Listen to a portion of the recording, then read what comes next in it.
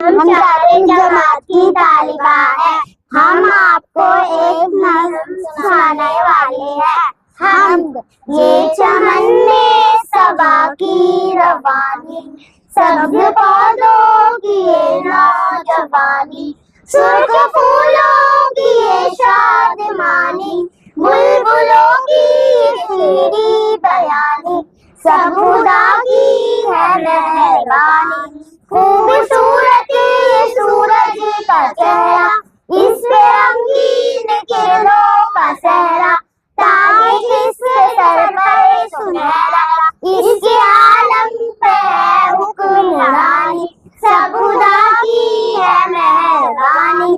काली काली घटाओं की बारिश, आसमां से जमीनों पे बारिश, बाग पर ताजगी की तराविश, इसमें इंसान की बागबानी, सब खुदा की है मेहरबानी।